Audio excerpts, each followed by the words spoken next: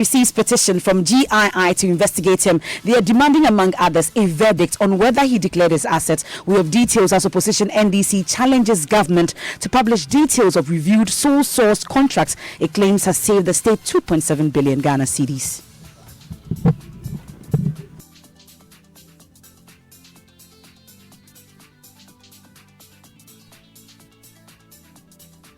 Apologies for that. We'll hear from the opposition NDC. We'll also hear from the party as they launch an all-out assault on government's poor handling of corruption under his watch. Now, founder of defunct UT Bank takes on the central bank, accusing them of high-handedness and being used by some political actors to close down some local banks. We'll also get to hear from the wife of Gomoa Akramang sub-chief killed by a mob, who says that she suspects the attack was caused by disagreements over land. And in business, some of the financial sector regulators are sure of structures to prevent another crisis in the industry.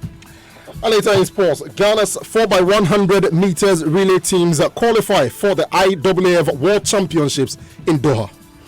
And later, remember your first day at school as the new academic year kicks off today amidst threats of strikes by NAGRAT. We'll take you to a few schools and gauge the mood there amongst the children. Remember, Headlines on Newsnight is brought to you by Eden Heights. Eden Heights, welcome home. We're right back after this break. So everyone says I'm a Kosia filler, but it's not like I'm nosy or go out to find out the latest filler. It's just that I get 50 megabytes of data free after paying for only the first minute of every call. And so I just keep discovering stuff minute after minute. That's how come I was minding my business, scrolling through my timeline, and I found out Coco has a new baby. Oh, and last week I learned Ken won the lottery. You see, Ken is my brother's friend. So hello, look who's about to roll with the rich and famous. Enjoy even more value with MTN Free After One. You only pay for the first minute of your call on MTN Free After One, and the rest is free. Plus, you enjoy free 50 megabytes worth of data to browse your favorite sites. Compare where, compare there. So dial *315# to sign up. We day for you everywhere you go. Terms and conditions apply.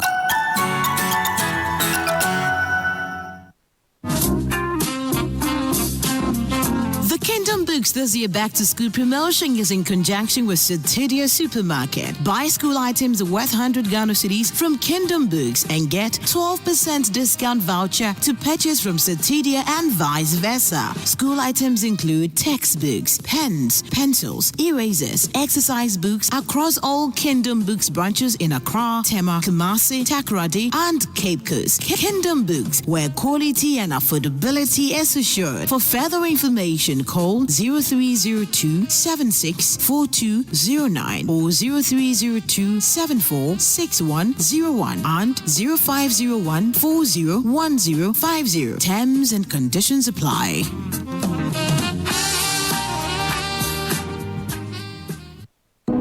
Imagine living in a world of comfort and luxury. In a well-planned and gated community with access to an ultra-modern sports complex which has Olympic-sized swimming pools, football, basketball, athletics, and gym facilities. I'm talking about Eden Heights, the new destination for luxury in Ghana. Eden Heights is developed with the highest grade of finishing in our penthouses and our 1 to 4 bedroom apartments, and is located close to the beach resorts along the Atlantic Ocean, about 30 minutes drive from the airport and 5 minutes walk from the West Hills Mall. Eden Heights is the ideal location for luxury. Visit us at edenheights.com.gh or email to sales@edenheights.com.gh or call us on 050-153-1444 or 050-153-1445 for more information. Eden Heights, welcome home. Thanks for staying with us here on Newsnight. I remember Newsnight is brought to you by Puma Card from Puma Energy. Cash-free convenience. In our very first story for this evening, the opposition NDC is challenging claims by President Akufo-Addo that government's vigilance in the procurement process has saved the state in excess of 2.7 billion Ghana cedis. The president at the Ghana Bar Association conference in Takoradi yesterday noted a review of several sole source contracts by the Public Procurement Authority, and he said that it has safeguarded the public purse. Involving its suspended acting CEO, 2.75 billion Ghana cedis has been saved for the public exchequer from January 2017 to July 2019 as a result of the PPA reviewing contracts brought before it for approval, either under sole sourcing or restrictive tendering process. This is in sharp contrast to the performance of the PPA in the years before 2017, when approvals were given as a matter of course and no savings achieved at all. An isolated case in point is the contract awarded in 2016 for the supply of 250,000 bags of Basasura cocoa fertilizer. The contract's sum amounted to 11.5 million United States dollars, i.e. $4 to $6 per bag of fertilizer. This same contract, under my administration, was reviewed by the PPA in 2018 for 7.87 million United States dollars, i.e. 31.50 cents per bag, resulting in a savings to the exchequer of 3.6 million United States dollars. There are many such examples. Indeed, only 47% of applications for restricted tender and 56% of applications for sole sourcing were approved in 2017, as opposed to approvals of 99% for restricted tender and 96% for sole sourcing in 2016. The data.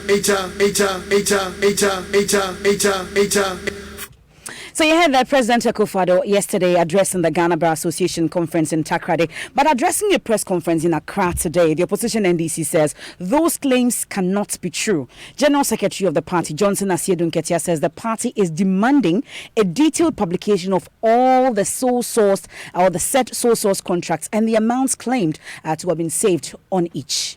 President Akufo-Addo claimed that he has saved the country about 2.7 billion Ghana cedis through the rejection of sole source contracts presented to the PPA. Didn't he know that the PPA boss was actually the source of the sole source contract? We wish to submit that this claim is false and challenge the president to publish a full list of all the specific cases of saving. Let him tell us that this contract was going to be sole source. We blocked it. This is what we have saved.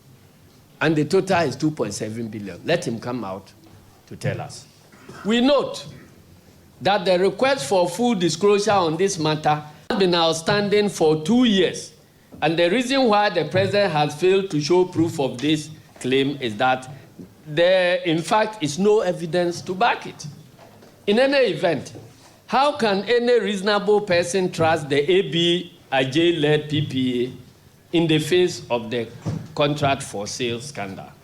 The person who is supposed to compile the sole source contracts and indicate the savings, if he himself is involved, is he going to put his name there? So that is Johnson Asiedu Nketia, raising questions about the president's claim of the savings that they've made because of the PPA's diligence. Now, that was a subject of Manasseh Zuriawuni's recent investigations and probe into the PPA's alleged contract for sale scandal. Manasseh wrote to the PPA asking for the PPA to provide the evidence, the document, to back the president's often stated claim that the government, has managed to save 2.7 billion as a result of the review of restrictive tendering and single sourcing. Now, the PPA wrote back to Manasseh, dated 20th August 2019. This is what they said to Manasseh. It says, please be informed that we are unable to give you a list of contracts from which the Public Procurement Authority PPA had announced it made savings of 2.75 billion cedis on the review of restrictive tendering and single source contracts, as this infringes the confidentiality obligations of the PPA's operations and will prejudice legitimate commercial interests of companies involved. He says the PPA duly reports on such operational matters to Parliament through the Ministry of Finance. So the PPA simply told Manasseh that they cannot give the evidence to back the claim that the president and the finance minister has often made about 2.75 billion, and that if they don't say it directly, but they seem to suggest to Manasseh that if he wants that, then they can get it from the finance ministry, because the PPA reports to operational matters to Parliament through the finance ministry, and maybe that could also be in Parliament. And so as of now, yes, we haven't seen the evidence yet and the contracts to back the claim that 2.75 billion has been made, but it has been often been repeated, and so that's where we are. We've sought to get the evidence from the PPA. The PPA says they can give us, and that they've reported to Parliament through the Ministry of Finance. Okay, so still on the NDC's press conference, though, amongst others, apart from this 2.75 billion, which they are asking for full details on, the party also took an aim at the president, describing his repeated comments on fighting corruption as flowery speeches and empty rhetoric delivered in an acquired accent. Listen. Akufo-Addo must accept full responsibility for the unenviable accolade as the most corrupt president in Ghana's history, which hangs around his neck, and find out why it is so. He believes somehow that flowery speeches and empty rhetoric delivered in an acquired accent is what convinces people that corruption is being fought. The Ghanaian people have been long aware that corruption is only fought on the basis of concrete steps aimed at preventing it from occurring in the first place, detecting its occurrence, and punishing those engaged in it. Yesterday, at the Bar Conference in Takoradi, President Akufo-Addo missed yet another opportunity to demonstrate that he should be trusted when it comes to fight against corruption. At a time when he and his government are producing corruption scandals at an unprecedented rate, one would have expected the president to use the opportunity of his address at the Bar Conference to reassure the nation of credible efforts to weed out the destructive canker. Instead, the president chose to play the proverbial ostrich and bury his head in the sand. So that's the General Secretary of the NDC, Johnson Asiedu Nketia. The party also says unless the president overhauls what they describe as nepotistic government and prosecute their own, caught up in the corruption web, Ghanaians will continue to tag the regime the most corrupt in history. But also today, Evans, we've been following up on the contract for sale and the Shraj investigation following the complaint sent to them by the president and, of course, to the Office of the Special Prosecutor as well. We know that the 10 days has elapsed and they've officially written to Shraj, and Shraj is looking into it. We would know whether they would truncate the process or go the full haul, depending on the official response from Mr. ABAJ. We're still checking on that. But as if that was not enough, another group or institution has petitioned Shraj over the same matter. They're asking for a number of things, but this time is the Ghana Integrity Initiative. They petitioned Shraj today, that we can confirm, and they're asking, amongst others, that they investigate, or they are demanding a verdict on whether Mr. Ejenim Boateng Eje declared his assets prior to his company receiving these contracts. They also want the entire board investigated.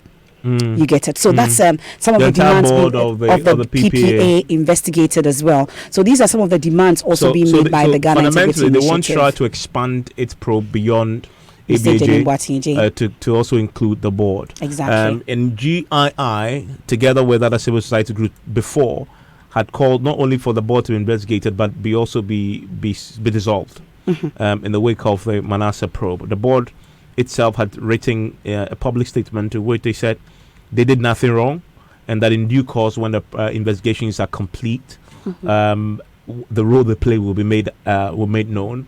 Although they also held brief for ABAJ that he was not in conflict of interest situation, is subject of the Shraj probe as well. And so if you're just joining us, we are now also learning another petition has gone to the Shraj, this time from the Ghana Integrity Initiative, asking Shraj to expand its investigations and include a probe of the board of the PPA. And so Shraj now having petitioned, Shraj will have to now look if there's a prima facie case, and they'll have to open a full-scale probe into the conduct of the PPA board as well, as far as this matter is concerned. And so that's the latest on this. Still listening to Newsnight on Joy 99.7 FM. Now let's go to the banking crisis, because today we heard for the first time in a long while from the former the founder of the former founder of the UT Bank, Mr. Kofi Amoaben, and he's tonight questioning the process leading to the shutdown of some of the local banks, including his own bank, the UT Bank. Now, he is accusing the Bank of Ghana of high-handedness and also suspects political interference in the way the cleanup exercise was done, even though liquidity challenges and failure to meet banking standards were the reasons given for the closure.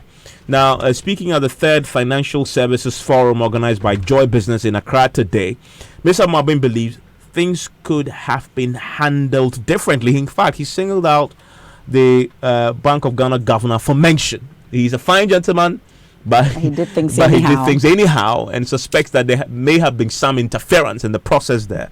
Listen to Mr. Amoaben. In UT's case, about a month to UT's closure, we had a meeting with the Bank of Ghana, and we were promised that with that the investor we brought, within a few weeks, we're going to evaluate it and then get back to us, so we have an EGM to inform our shareholders. And we're a listed company. Now, 1 week to the 14th of August, when UT was surrogated, a letter was written by Bank of Ghana to our investor that they didn't like the investment. We were not even copied, but that investor was our investor. Then you look at the way UT was arrogated. You didn't need policemen at dawn 6 a.m. as if it's a rolling school. And then GCB staff and the press at 6 a.m. to close the bank, and then go and destroy the signages as if it's some satanic shrine. Now, why I'm saying that is that is not how banks are closed down, and there must be a process. And I love it. I mean, I'm not saying UT should be kept at all cost. If UT wasn't doing well, and the government decides that for whatever reason it will close it down as the process requires. Now we have issues where other banks were closed down under different circumstances. Then you don't know, depending on who is giving the instructions. And I tell you, the governor that I met, that is Dr. Addison, is a decent gentleman, and he has merit. I'm sure he's a good governor. So how come he can act anyhow? In other words, the political parties that we have, and it's everywhere in Africa, they interfere with the appointment of the people. Either they will appoint somebody who hasn't got the merit, or you appoint somebody who has the merit but will pull the strings. So this cleanup, which is not complete, as my friend here said, is going to come back again, because the powers that be will go around proper corporate governance and regulators, because they put them there and they will still pull the strings. You heard there the founder of defunct UT Bank, Captain Kofi Amoaben, there speaking at the third Financial Services Forum organized by Joy Business. There's more on this shortly when George Uafi joins us. But let's bring in Dr. Richard Etuahene. He's a banking consultant. He was there today. He was one of the speakers as well. And he heard Mr. Kofi Amoaben make these comments firsthand. We're grateful for your time here on Newsnight, Dr. Etuahene. So you were there, like I said. Listening to Mr. Amoaben, what went through your mind?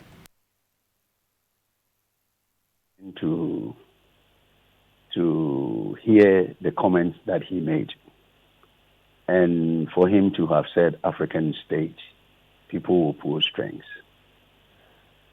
I want to submit to what my friend Andani said. Andani said that if we do the right thing, nobody falls foul of the law. And if you realize the banks that were liquidated, or the banks that were liquidated, were basically all private-owned banks. And if you set up a business and you set a web to tunnel money to do things which you were not set up to do, in any other jurisdiction, be they Lagos or Nigeria or Ghana or Ivory Coast, the regulator would have to enforce it. It is unfortunate that the governor find himself at the time this thing happened. Well, Mr. Tuahene, the question today that was asked is enforcement, does enforcement necessarily mean shutting down and closing down banks? Well, there are the physical side of it, and there are the paper side of it. When he said that the police came in and what have you, that was a bit, to me, a bit unfortunate. But if you listen to his submission, that one came to that end, that the police came in and what have you, or the so and so. I'm alluding to the fact of what he said, that if you bring a governor and he will still sing the tune of the I'm saying that if anybody runs a good business, like Mr. Andani said, I'm not sure anybody wants to kill the local industry. If you're doing the right thing. But how do you not want to close the local industry when in fact he mentions, for instance, that he brought in investors? The Bank of Ghana goes ahead to write these investors without even copying him, and then they tell them that they have to close their banks. How do we explain that? Yeah, earlier on you heard that IFC had an investment in that business, and what did they make out of it? I mean, when people are telling us the story, they tell us only half of the story. Previously, IFC had shares in that bank. And what did IFC do when they got to know that? They wrote to them. So if you're bringing investors coming in, everybody wants to make sure that what they are coming in for is, like Mrs. Bano said, corporate governance work. Right? Corporate governance work. But if who would allow somebody to come in to buy something which the governance system doesn't work? So anytime we are talking, I think people think that people have come in to hatch a plan. That is very, very sad. That's why in the morning, if you remember, I made a strong appeal that people do not do the right thing. In 2010, and I repeat what I brought there, nobody cared about what was happening. They talk about licensing. They talk about licensing capital but not verified. It was in all that report. So to me, it is unfortunate that the governor had to meet it at this time. If other people have taken the report seriously, they would have dealt with this earlier. Unfortunately, it was very unfortunate that Dr. Addison and his team met this. So I always want us to look at the antecedent of what happened. If they have been, yesterday somebody said he was not responsible. But for the report that I have in front of me, if anybody, including the minister, including the then governor, will say, I am not responsible, then I don't know the type of work they were doing there. Today, I showed it to the whole world that these were the things that they said, including licensing of institutions. NPL was going up all along. Weak regulatory, it was all over the place. But nobody, it is very unfortunate that today people are saying that some people have come to close the banks and some people. That is very, very unfortunate. But finally, though, Dr. Tuahene, he also raised issues about political interference. Is there a baseless accusation or allegation that he's making? Is that not possible? I made a submission under the Constitution. Until we get the Constitution amended, as I said, I told you that one needs to empower any government to appoint a governor. And you see, the term of governor is now aligned to the political term cycle. And definitely, whenever there is a change, there will be changes of government. And that is not good for governance. It is just not good. Countries, even South Africa, the term of the governor is 5 years, but the term of the governor is 6 years. So the UK is, I think, 5, but the governor has 7 terms. If you go to Fed is 7. Germany, 7. So no matter who you come in, you need to listen. But here, the law has been, the Constitution has made it in such a way that the power resides with the presidency. And when it does that, even if you're doing the right thing, people will assign political color to it. So until we as a nation decided to look at, today I said the regulatory structure, the myriad of laws, the appointment of people. I mean, Mr. Nana was saying, Nana made a point. I've forgotten Nana's name. Nana was Ebonzu.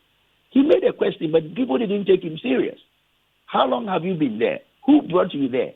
All these things are inference that our governance structure are not the best in this country. We're indeed grateful for your time. You heard that Dr. Richmond Etuahene, he's a banking consultant. And today, George Riafe was the moderator for the third Financial Services Forum organized by Joy Business. And he comes in studio, joins us with more from today. Going forward, we have solutions. Yeah, so the sector regulators, that is some of the financial services regulators, they are telling us that, well, they put in place those measures to assure us that we don't get back into this space. It's a debate about whether it should be called a crisis, a challenge, or maybe a reform or a cleanup and all those things. So they are saying that they put in place those measures so that we don't get here again. We'll also be hearing from the Bank of Ghana about whether they have completed this cleanup or is work in progress. Can't wait to hear from them. The business news on Newsnight is brought to you by MTN Business. Welcome to the new world of business. Kingdom Books and Stationery, your number one stop shop for all your office essentials. And First National Bank, we are the bank that understands your business. Let's now settle for the details. Now, the Bank of Ghana and the Securities and Exchange Commission say they have instituted measures to prevent another crisis in the industry. They gave the assurance at the third Joy Business Financial Services Forum, the Labadi Beach Hotel today. The following report highlights other speakers at the meeting, and here is Eben Sabote's report. The recent banking sector cleanup has been described as an exercise to ensure strict enforcement measures by the central bank to, among others, protect depositors' funds and bring bank confidence in the sector. According to the head of banking supervision, Osei Jisi, the central bank is well positioned to ensure due diligence is conducted before new licenses are issued.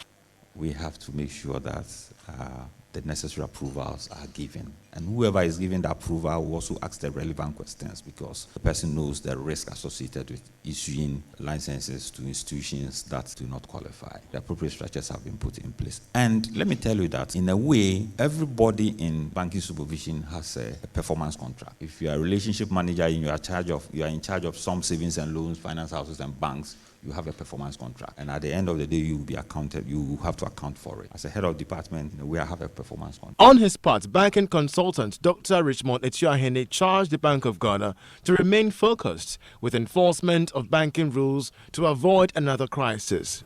If they will stick to it and ensure everybody is compliant, then never again, even if you come there, it will not be as huge as the 20. Now they are quoting $3 billion to $4 billion.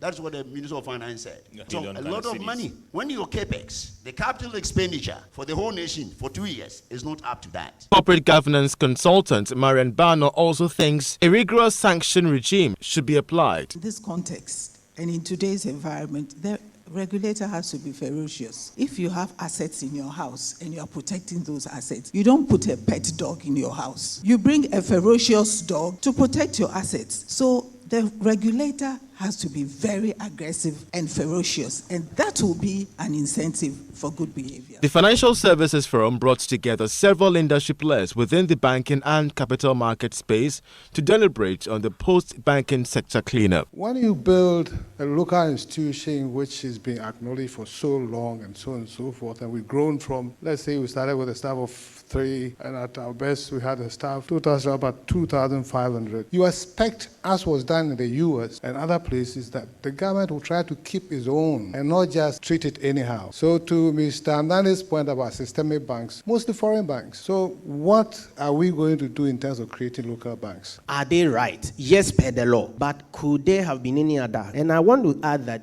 a good father is somebody who is able to discipline the child at the right time and also commend the child at the right time. We should not wait for industry to come to us as regulators. Some of the regulators have started this, and I must commend those regulators who are doing that. They are proactive and engaging industry. We will want to encourage regulators that let us continue to engage industry. The players that we are supervising, let's go to them. Ask them. It is said that the person who says I'm lost knows where he's hiding. A significant number of the institutions' licenses were revoked, and so there are still other 137 institutions that are still in operation. I must say that it has significantly affected the industry, and we are continuing to engage with Bank of Ghana.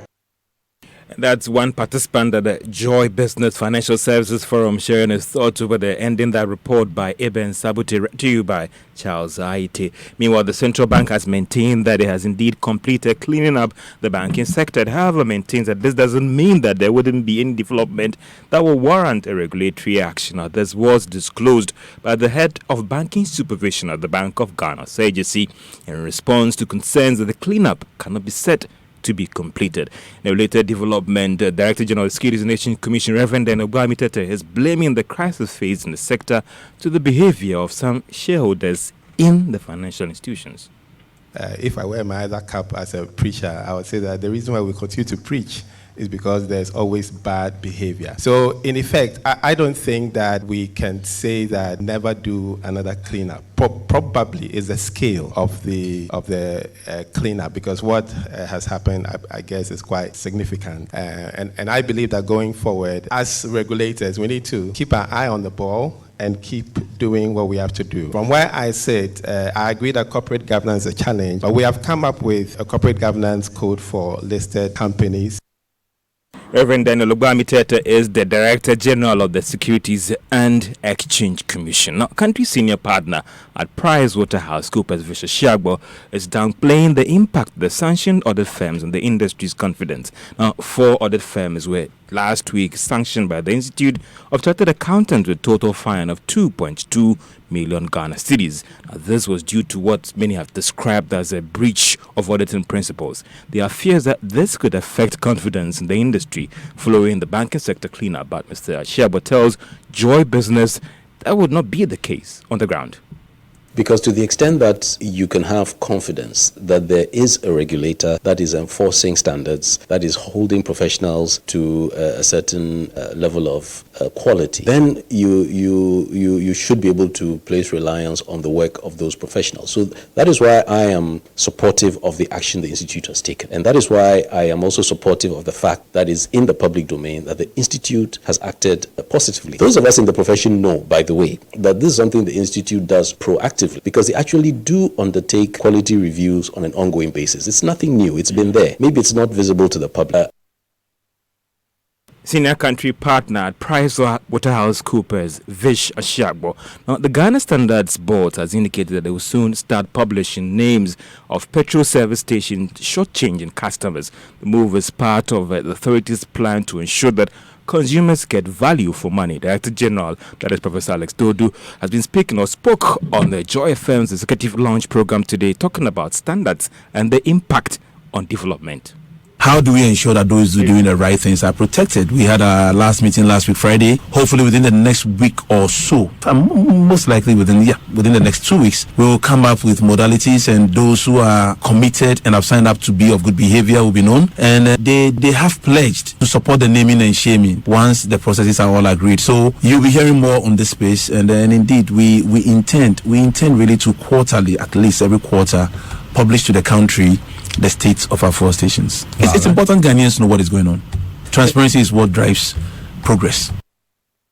Director General of the Ghana Standards Authority, Professor Alex Dodu, speaking on the executive launch on Joy FM today about the topic or discussion about standards and the impact on development. And that's all for Business on Newsnight.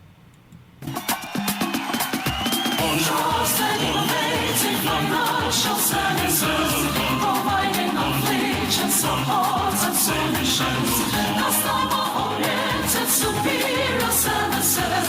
Your success our portion.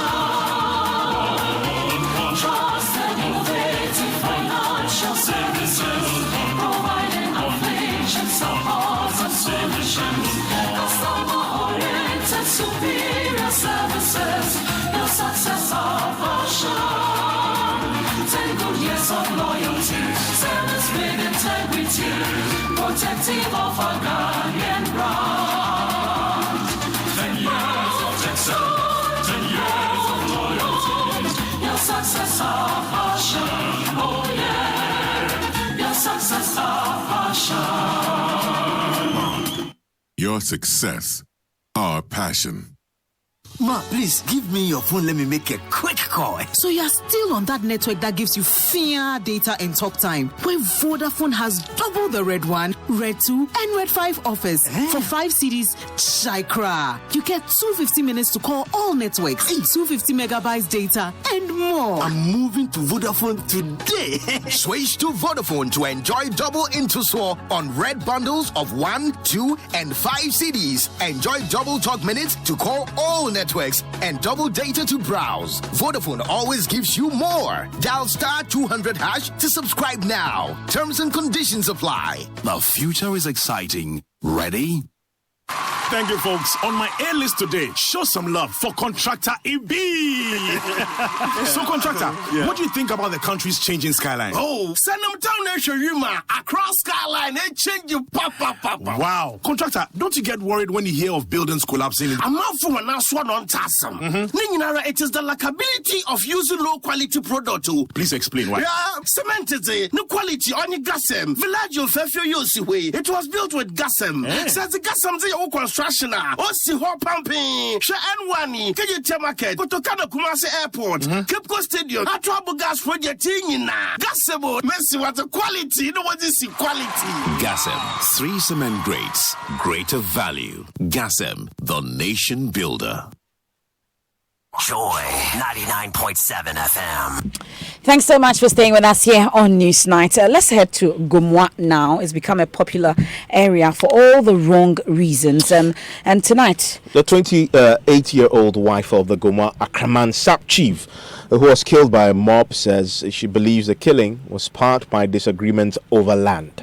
Now, the woman who is nursing a 6-month-old baby says about 30 men carrying guns, cutlasses and clubs stormed their residence on Monday morning, dragged her husband, Nana Ejui, out of his room, slashed his head with cutlasses and hit him in the head with a 4 concrete block. We'll be hearing from her, but here is what Maxwell Agwagba found when he visited the deceased sub-chief's residence. We're just some meters away from the residence of the late sub-chief, Nana Ejiri, who we are told was a Jasi Hene or a king maker here at Gumwa Akraman. It's splattered blood here, which has been covered with soil. Very close to it is a concrete block, a full concrete block, we are told, by the wife of the deceased, was used to hit his head, just at the point where he fell here and then died. If you go to the compound of the deceased, it's total destruction. Main gate to the residence of the deceased, we are told that when the mob came here, about 30 of them came here, this gate was locked. The wife told us, the wife of the deceased chief told us that they pushed this gate down, destroyed it and got access to their compound. Fence of this house, that has also been completely destroyed. On the compound, everything here, was destroyed. Even eggs and then bottles were not spared. This water reservoir here also had its fair share of the damage caused to the properties on this compound. A Nissan vehicle and then a 2017 registered Audi vehicle were also destroyed. Their windscreens completely smashed. There was some cooking ongoing here when the mob stormed this compound. You can actually smell some waste fish also here on this compound. When we interacted with the wife of the deceased chief, she told us that she was getting ready with a 6-month-old baby. She had just finished bathing the baby and they were getting ready to go to work at Kaswa, just some minutes drive from this place. She says just when she got onto the main streets, she saw a group of about 30 people, all of them carrying guns, cutlasses and other weapons heading towards this place. She got information from her sister that they are coming to their residence. She came back home, stood on the staircase here and was observing what was happening. Just then, a man who was inside the room with her husband told her to come inside so they can lock themselves up in the room. You heard Maxwell Agbagba reporting from the site there. We can now hear from Esiteria, the 28-year-old wife of the Gumwa Akraman sub-chief, who says that she suspects that the killing was sparked by some disagreement over land. Well, she says there are disagreements over land in this community, and she suspects that that was the reason for the attack on her husband. Yeah, who am I saying? Ubana, how many months? 6 months. Well, she says she has a 6-month-old baby, and that's the only child that she has with the deceased. Time almost says cast near the Adiamu, move police for her. Sadam no afraid police for the Sadam is Grambonier, so you have police for. Well, she says at the time that they started vandalizing properties at their residence, they called the police, and then her husband also called the police to come and save the situation. Indeed, you send a blog be at that baby or would edit to you. At the end of the blog there. Also, we and Amuku to a boy back who got a blog no the bonnet. Well, she says after her husband was killed outside by the mob, she was told that a gentleman actually took a full concrete block and then hit his head with a concrete block.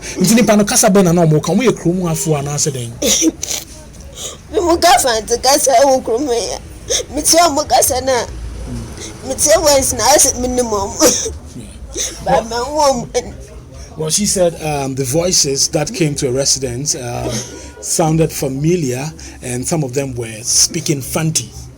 And some of them were also speaking Ewe. And it's a tragic story there from that community, which tonight is mourning. And we heard in the afternoon that residents there have already begun fleeing because of fears that this might recur in there.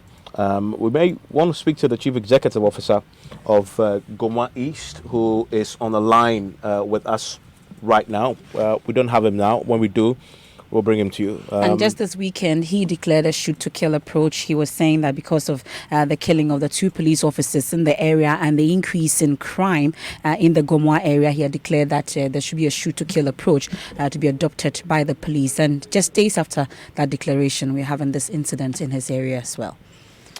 You listen to Newsnight on Joy 99.7 FM, and to some education stories now. And schools have resumed today. However, the Ghana National Association of Teachers is tonight divided over a strike announced by 6 regional branches of the association. The association's branches in 6 regions issued a statement on Monday announcing an industrial action following the inability of the Ghana Education Service to resolve some challenges confronting its members. So we are hearing tonight that a key plank of the challenge has now been resolved, and the Finance Ministry has released monies for some arrears to be paid. We'll get you details shortly. But in a press conference today, the national body of NAT says it has not embarked on any strike, stating that the action of the 6 regional branches of the association was an illegality. Now, Nancy Mefa-Dradosi sat through the proceedings and has come through with this report. The 6 regional chairmen of the Ghana National Association of Teachers from the Northern, Upper West, Upper East, Volta, Central and Greater Accra regions on Monday announced they were embarking on a strike over a number of issues. First, they complained about the non-renewal of collective bargaining agreement and GES SIC Group Life Insurance policy deductions. But the national body says these complaints have already been resolved. The thing was redone. My briefing after that meeting was that it has been approved by both parties. That is, us as employees and the Ghana Education Service as our employer. So with the code of conduct now approved, the way is now clear for us to bring our scheme of service and then get our collective agreement signed. So I don't see how this can be a reason for us to say that we are going on strike. The 6 branches also complain about delays in the payment of salaries and promotions, as well as demotion of about 110 basic school head teachers in the Greater Accra region. The president of NAT, Philippa Larson, says these matters have also been dealt with. I am aware that some teachers have even received their letters. I went to the Director General's office myself. By the grace of God, they agreed to meet all those head teachers who were concerned. We met in this office, in this NAT facility. We had discussions. And so we have apologized and pleaded with the Director General to possibly reinstate these head teachers. I'm surprised this issue has also been raised because we are still in discussions. The General Secretary, Yahweh Champon, called on the 6 branches to rescind its decision and seek clarity on the issues raised. We have our structures and the way we do our things. For example, I sit here, but I don't have the power to even declare strike without reference to the National Executive Committee. It is incumbent on those regional chairmen to have had the mandate of the regional executive committee on the issues that they have raised, and then bring them to the national platform for the national to take a decision. We are even at a loss as to whether these people are genuinely the regional chairmen that they propose to be. Meanwhile, earlier, other teacher unions, NAT, the Coalition of Concerned Teachers, and Tertiary Workers Union, TEU, threatened to picket the Public Services Commission if the newly introduced Human Resource Management Information System is not suspended on the 20th of September. We don't believe a single software can be designed to come and take care of all the public sector workers in this country. It will not be so good for you to experiment with the sector that have the large number. In that case, if there's a crackdown and there's a breakdown, the consequences will be unbearable. They say they will take another action in 5 days after the picketing if their issues are not resolved. Well, so clearly, the 6 regions are sticking to their guns. They claim they're on strike. One of the key planks of that that they raised for the strike is that they're demanding the reinstatement of more than 100 head teachers in the Greater Accra region who were dismissed by the Ghana Education Service. Or last night on PM Express, we spoke to the Director General of the Ghana Education Service, who was on the program. He gave this answer to that demand. What is it that they have to be reinstated? What happened to them? Well, they collected illegal levies, something that we have given directives on. And then according to them, they have refunded those illegal levies. But the point that I always make is that it's not about you refunding them, because you are not supposed to collect them in the first place. That's the GS director, Professor Poka Mankwa, saying that the reinstatement will not happen, but they will retrain some of these head teachers. But also tonight, we just got information from the Finance Ministry that they have released a total of 49.9 million cedis for the payment of outstanding transfer grant and other allowances to qualified staff of the Ghana Education Service from 2017 to 2019. And the letter, which is signed by Honorable Abena Osei Asari, MP, Deputy Finance Minister, says that you are hereby authorized to release a sum, and this is to the Controller and Accountant General. Okay.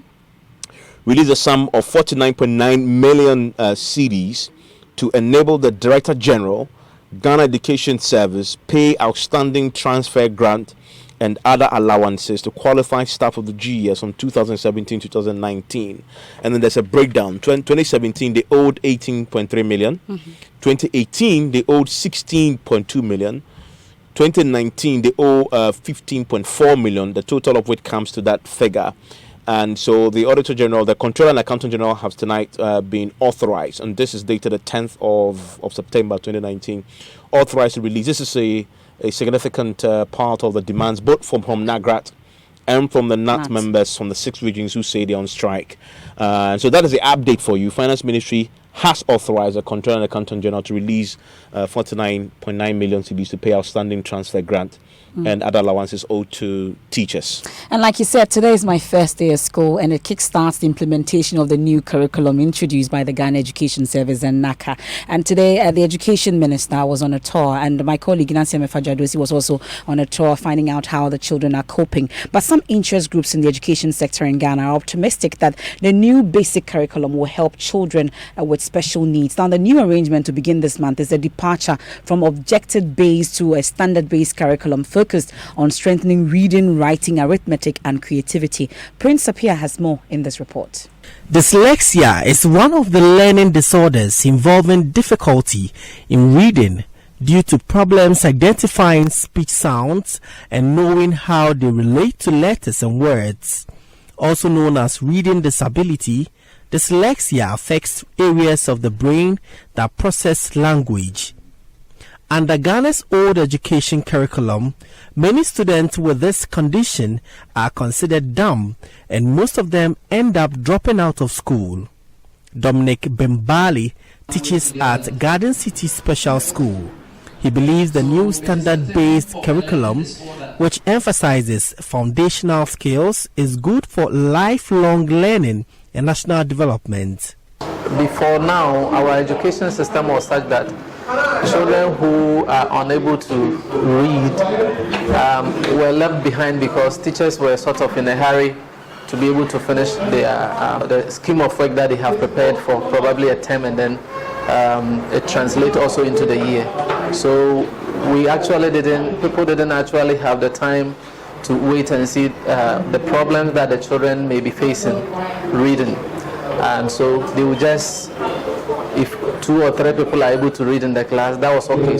But I think with the new reforms that has come, which is standard based, I think it will make up for the problems and then inadequacies those children were facing, so that teachers will have ample time to assess their children who have problems learning, especially those who are not able to read or having the problem of dyslexia. Mr. Bimbale says classroom sizes must also be reduced to complement anticipated benefits of the new curriculum. The size of the class will also be very important if we have to overcome all these things. If a teacher has about 45 pupils in the classroom, and then a number of them have dyslexia, you see the work is going to be very difficult, because each of these individuals will have their own unique problems, and how they will be they can be assisted to overcome the condition. So when the numbers in the classrooms reduce, the teachers will be able to also assist very well these individuals, so that they can overcome their inability to read. Non-governmental organization No Business as Usual mounted a platform to commemorate International Literacy Day under the theme Literacy and Multilingualism. Esther Mate is coordinator for No Business as Usual. We want to use this day to also encourage young people in the Asokwe-Mampong municipality as well as the Kumasi metropolis to inculcate the habit of reading.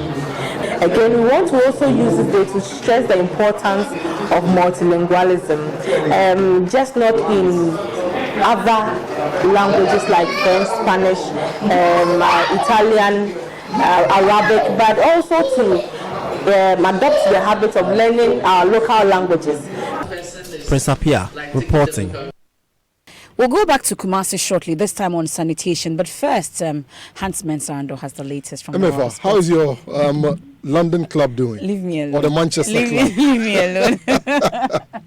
Right, so Ghana's men and women 4x100 meter relay teams have both qualified for the IAAF World Championship scheduled for Doha. Only the top 16 teams in the world make it to the World Championship, and the men's team, who made a time of 38.30 seconds, came in 13th. And in the men's 100 meters individual event, Joseph Amoah will be flying the flag for Ghana. The World Championship acts as qualifiers for the Tokyo 2020 Olympic Games. And talking of the Tokyo 2020 Olympic Games, the Black Meteors have got an uphill task against Algeria because they played a 1-1 draw here in Accra last Friday. Now the lineup for Ghana's team is up for this evening's game, and Kwame Ba is in post. Gideon Mensah, Kingsley Fobi, Habib Mohamed, Nicholas Opoku, Michael Agbekonu, Isaac Chum, Yao Yabua, Bernard Tekpete, Joseph Pinto, and Dauda Mohamed will be the men starting the game for the Black Meteors. That's your sport. Thank you, Hans. And like I said, we're going back to Kumasi, and the Joy Clean Ghana campaign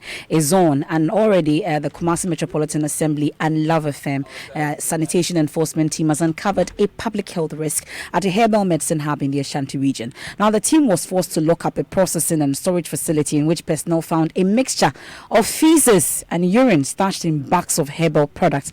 Love FM's Rasta Saridonko was with the team in our reports. We go through congested small alleys full of herbs, roots, tree barks, all said to have medicinal properties, ready for sale in dirty surroundings. As we descend abandoned rail tracks, which serve as the trading hub for traditional medicine, we come across clusters of unkempt, filthy tents with bags of dried herbs and roots stored in them. Meandering its way through these shacks is a black stinking liquid flowing in an open drain. These sheds house milling machines from where the dried herbs and roots are processed and packaged for the open market. The medicine, and they are sitting inside. Come and see. Just come and check this. One of the laborers points to a shop where he claims houses herbal products waiting for milling. Inside, we find a foul-smelling bucket full of yellow liquid and black polythene bags wrapped and stored amongst the herbal products. Chairman of the Herbal Millers Association at Dr. Mensa, Echo Hammond, admits the environmental breaches, but he wants KMA to provide a new location for their work. And our problem to solve is very difficult. Do you like the environment where you're in? I don't like the environment. Does it affect the product you produce from here? Maybe I would say no, yes or no, because the project is inside. The drain water is here. It's not heavy drain water. Now you are asked for new location. KMA is aware that you have approved for new location. That's Erastus Asaridonko's report. And tomorrow, the Joy Clean Ghana campaign is on, and Nancy Amefa-Jadosi is coming to a community near you. But today, political parties also began, they've been urging to prioritize the implementation of water and sanitation policies in their manifestos as the 2020 elections draw closer. We can hear from the sanitation consultant at Water Aid, Ibrahim Musa, who's also lauded Joy News for its campaign to rid Accra of dubbed Joy Clean Ghana campaign. This forum essentially is to give political parties the information about the state of water, sanitation and hygiene in the country. So we are demanding that they should prioritize water and sanitation and hygiene in their manifesto for 2020 general elections, because one of them can be a ruling party come January 2021. So it's very important for them to prioritize and say what they are supposed to do in the water sector and ensure that in line with the SDG 6, they give water and sanitation for all in this country by 2030. And one of the critical issues for water is to stem the tide of polluting of water bodies and ensure that adequate financial resources is given to, not just put in the budget, but given to Ghana Water Company, given to Community Water and Sanitation Agency and Water Resources Commission to deliver safe water to every Ghanaian living everywhere in this country. Water, sanitation and hygiene should be given that level of political priority from the presidency. Actions and directives should be given to Honorable Minister of Finance to give monies that are allocated in the budget to Minister of Sanitation and Water Resources to prosecute water and sanitation agenda for this country. Have you heard of Joy FM's campaign to rid Accra of the Joy Clean? We have heard it, and it's very good, and it must be continued. So Joy FM campaign for Clean Ghana is good, and it must continue, and we are in support of that. And the Joy Clean Ghana campaign is going to go around tomorrow with the AMA to an undisclosed location where, again, there will be action. And so if you know you are keeping your place filthy, well, you can never tell. The team will show up with cameras. They will arrest people. The worst of the wise is in the south, in Greater Accra. Tomorrow, we shall see. That's it for News Night tonight. Thank you, Rastos, for that great report. Scary, isn't it? From Ashanti region. Enjoy the rest of your evening.